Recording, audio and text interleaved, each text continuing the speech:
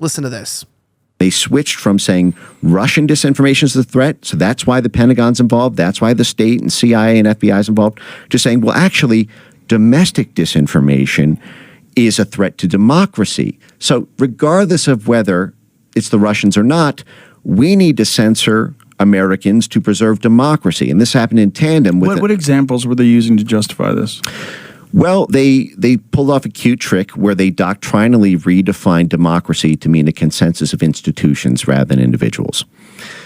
They had, when Trump won in 2016 and Brexit passed in 2016, they took this Anti-Authoritarian Toolkit, which has for 80 years been the CIA's predicate for overthrowing governments. I mean, really since the 1910s, when Woodrow Wilson announced that America's role is to make the world safe for democracy, we've long had a habit of intervening in foreign countries in order to liberate people from authoritarian control and bring them the gift of democracy. And that has always meant, primarily, that the government would represent the mass of the mass of individuals in the form of voting.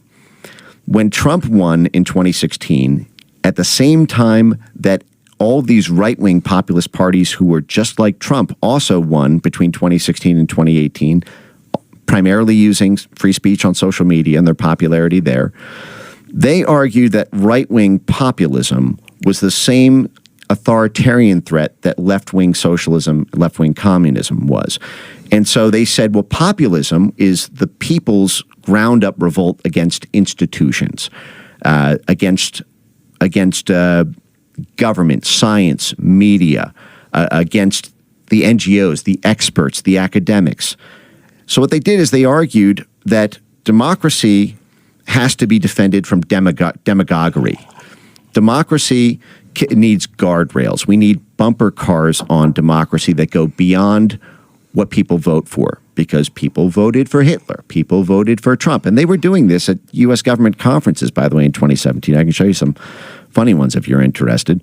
But they were arguing that we need these institutional guardrails against people voting for the wrong person. So obviously Mike Benz is telling the truth here, and he's explaining, the actual things that are going on here. He said the U.S. government conferences, by the way, in 2017, but they were arguing that we need these institutional guardrails against people voting for the wrong reason. The explanation matches what Vivek Ramaswamy refers to as directly the nanny state, a government that suppresses individual freedom under the guise of protecting their well-being to push its own agenda. The good news from all of this is that they push too hard, alienating people like Joe Rogan and Elon Musk, sparking a great awakening. Now, that's actually true. Many people know, right? I've lived in and out of Australia for the last about 7 years now. And Australia is actually formally known as the global nanny state. That's actually what it's called, because they often do violate people's protections of liberty over speech, the ability to associate. Like if you hold far-right ideas, if you're a national socialist, right? Many of you would find that abhorrent to be, pro-Hitlerian or whatever. But you believe in America that people have the right to believe in extreme ideas, correct?